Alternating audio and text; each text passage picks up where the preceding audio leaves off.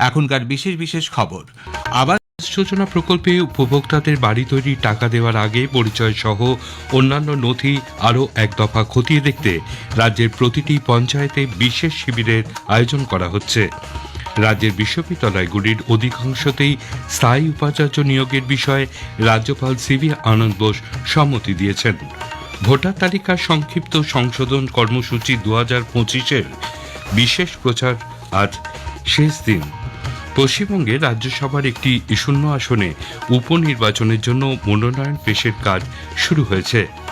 বাংলাদেশের ঘটনায় এ রাজ্যের মানুষকে পথে নেমে প্রতিবাদ গড়ে তুলতে হবে বলে বিজেপি দাবি করেছে। ঢাকায় ফের একটি ইসকন মন্দিরে অগ্নিসংযোগের ঘটনায় ইসকনের পক্ষ থেকে গভীর উদ্বেগ প্রকাশ করা হয়েছে। 30তম কলকাতা আন্তর্জাতিক চলচ্চিত্র উৎসবের পঞ্চম দিনে আজ সকালেই নন্দনের শতবার্ষিকী সম্মাননা বিভাগে দেখানো হবে একাধিক বিদেশি ছবি। আসছি বিস্তারিত খবরে। আবাস যোজনা প্রকল্পে উপভোক্তাদের বাড়ি তৈরি টাকা দেওয়ার আগে পরিচয় সহ অন্যান্য নথি আরও এক দফা খতিয়ে দেখতে রাজ্যের প্রতিটি পঞ্চায়েতে বিশেষ শিবিরের আয়োজন করা হচ্ছে।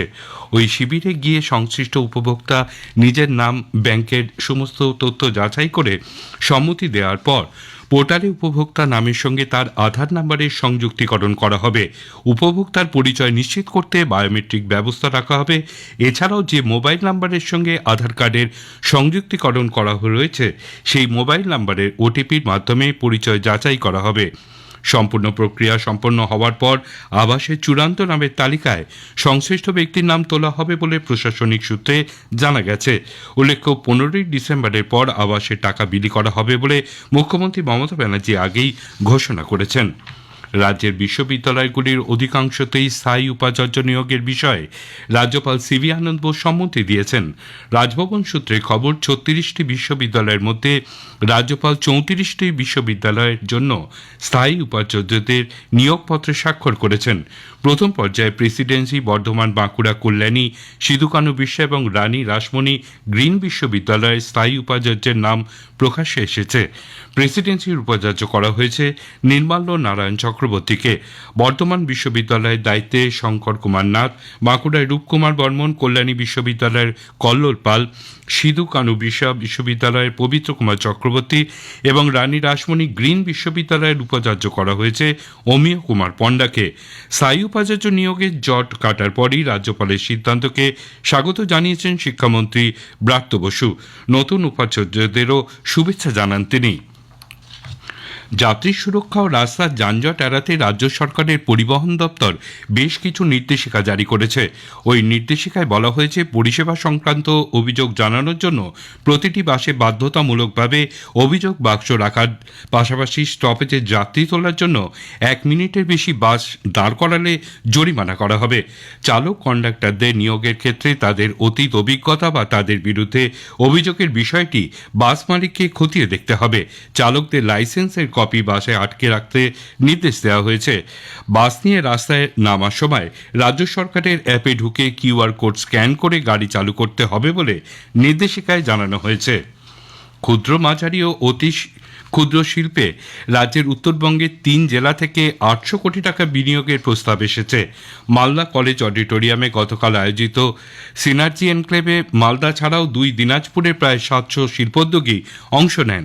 সেখানেই তারা এই বিনিয়োগের প্রস্তাব দিয়েছেন বলে সরকারিভাবে জানানো হয়েছে। এই 3 জেলায় শিল্পের উন্নয়নে এপ্রিল থেকে সেপ্টেম্বর পর্যন্ত বিভিন্ন শিল্পোদ্যোগীকে 4,442 কোটি টাকা ব্যাংক ঋণ দেওয়া ছাড়াও রাজ্য সরকারের বাংলাশ্রী প্রকল্পে 41টি ইউনিটকে ভর্তুকি বাবদ 15 কোটি 81 লক্ষ টাকা দেওয়া হয়েছে।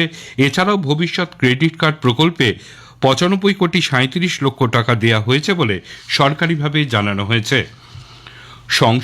সংযোজিত ভোটার তালিকা প্রকাশের উদ্দেশ্যে ভারতের নির্বাচন কমিশনের নির্দেশ অনুসারে ভোটার তালিকার বিশেষ সংক্ষিপ্ত সংশোধন কর্মসূচি 2025 গত 12ই নভেম্বর থেকে শুরু হয়েছে, চলবে আগামী 12ই ডিসেম্বর পর্যন্ত। এই কর্মসূচিতে আজ রবিবার বিশেষ প্রচারের শেষ দিন। 18 পাওয়ার গড়বে বাংলার ফিউচার এই স্লোগানকে সামনে রেখে সকাল 6টায় কলকাতা পুলিশের অ্যাথলেটিক ক্লাব থেকে 5 কিলোমিটার দৌড় এবং 10 কিলোমিটার সাইকেল দৌড়ের আয়োজন করা হয়। এই প্রচার কর্মসূচির সূচনা করেন রাজ্যের মুখ্য নির্বাচনী আধিকারিক আধিকারিক আরিজ আফতাব। কলকাতা দক্ষিণের জেলা নির্বাচনী আধিকারিক বিভু গোয়েল এই অনুষ্ঠানে উপস্থিত ছিলেন। পশ্চিমবঙ্গের রাজ্যসভার একটি শূন্য আসনে উপনির্বাচনের জন্য মনোনয়নপত্র পেশের কাজ চলছে। 10ই ডিসেম্বর পর্যন্ত রাজ্য বিধানসভায় ওই নির্বাচনের মনোনয়নপত্র জমা নেওয়া হবে। 11ই ডিসেম্বর জমা করা মনোনয়নপত্র পরীক্ষা করে দেখা হবে। মনোনয়ন প্রত্যাহারের শেষ দিন 13ই ডিসেম্বর। একাধিক প্রার্থী প্রতিদ্বন্দ্বিতা করলে 20শে ডিসেম্বর ভোট গ্রহণ হবে বলে জানানো হয়েছে। না হলে 13 তারিখেই বিজয়ী প্রার্থীর নাম ঘোষণা করে দেওয়া হবে। উল্লেখ্য, তৃণমূল কংগ্রেসের জহর সরকার পদত্যাগ করায় রাজ্যসভার একটি আসনে উপনির্বাচন অনিবার্য হয়ে পড়ে। আসন্ন রাজ্যসভা উপনির্বাচনে তৃণমূল কংগ্রেস ঋতব্রত বন্দ্যোপাধ্যায়কে প্রার্থী করেছে। বর্তমানে তিনি দলের শ্রমিক সংগঠন আইএনটিটিইউসির রাজ্য সভাপতি পদে রয়েছেন। বাংলাদেশের ঘটনায় এ রাজ্যের মানুষকে পথে নেমে প্রতিরোধ গড়ে তুলতে হবে বলে বিজেপি দাবি করেছে। দলের মুখপাত্র শ্রমিক ভট্টাচার্য বলেন, কোন রাষ্ট্রের পক্ষে অন্য রাষ্ট্রের অভ্যন্তরীণ বিষয়ে হস্তক্ষেপ করা এখতিয়ার বহির্ভূত। তাই কেন্দ্রীয় সরকার কি করছে সেদিকে না তাকিয়ে এ রাজ্যের বাঙালিদের পথে নেমে প্রতিবাদ করতে হবে।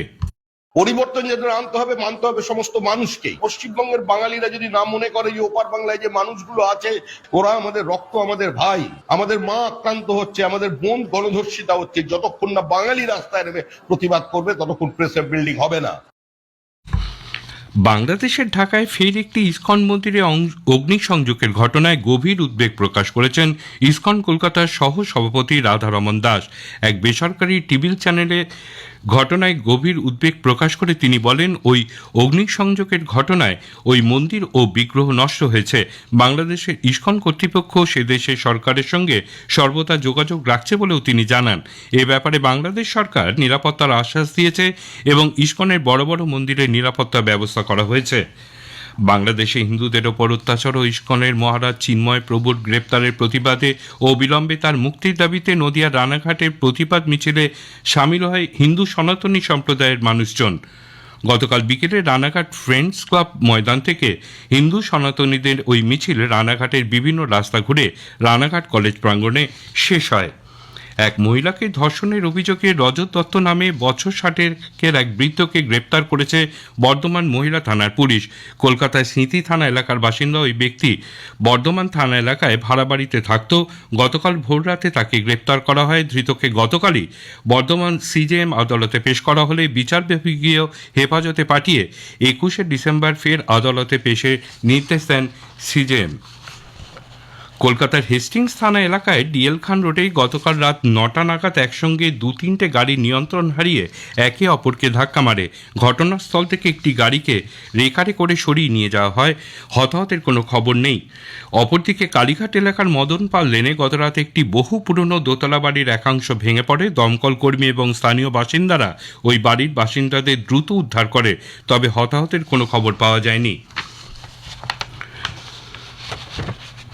ভারত সরকারের ক্রীড়া ও যুব কল্যাণ মন্ত্রকের অধীনে নেহেরু যুবক কেন্দ্র পশ্চিম মেদিনীপুর শাখার উদ্যোগে গতকাল মেদিনীপুর সিটি কলেজে জেলা স্তরে যুব উৎসব 2025 অনুষ্ঠিত হয়েছে। এই যুব উৎসবের মূল উদ্দেশ্য হচ্ছে জেলার যুব প্রতিভাকে অন্বেষণ করা এবং তাদের তুলে এনে জেলা থেকে রাজ্য এবং পরে রাজ্য থেকে জাতীয় স্তরে পৌঁছে দেওয়া।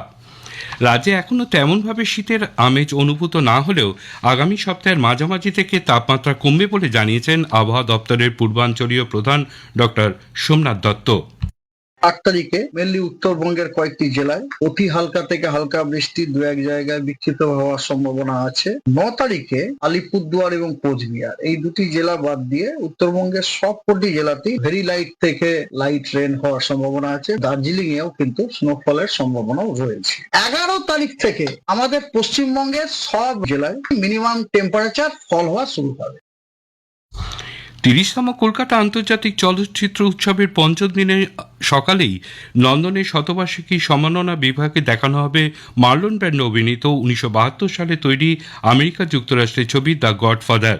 সিনেমা ইন্টারন্যাশনাল বিভাগে ওই বছরের তৈরি ফ্রান্সের ছবি the seamless the most precious of cargoes এবং স্পেনের দ্য রুম নেক্সট ডোর ছবিগুলি। এছাড়াও বিকেলে শিশির মঞ্চে একটি বিশেষ আলোচনা সভায় নাট্য অভিনেতা জব্বার প্যাটেলের সঙ্গে আলোচনায় অংশ নেবেন বিশিষ্ট সাংস্কৃতিক ব্যক্তিত্ব ও সমালোচক শ্রমিক বন্দ্যোপাধ্যায়। এছাড়াও একতারা মুক্তমঞ্চে আজ সিনে আড্ডার বিষয় a tribute to legendary music directors. শেষ করার আগে খবরের বিশেষ অংশ আরও একবার। আবাস যোজনা প্রকল্পে উপভোক্তাদের বাড়ি তৈরির টাকা দেওয়ার আগে পরিচয় সহ অন্যান্য নথি আরেক দফা খতিয়ে দেখতে রাজ্যের প্রতিটি পঞ্চায়েতে বিশেষ শিবিরের আয়োজন করা হয়েছে। ভোটার তালিকা সংক্ষিপ্ত সংশোধন কর্মসূচি 2025-এর বিশেষ প্রচারের আজ শেষ দিন। পশ্চিমবঙ্গের রাজ্যসভার একটি শূন্য আসনে উপনির্বাচনের জন্য মনোনয়ন পেশের কাজ শুরু হয়েছে। স্থানীয় সংবাদ শেষ হলো।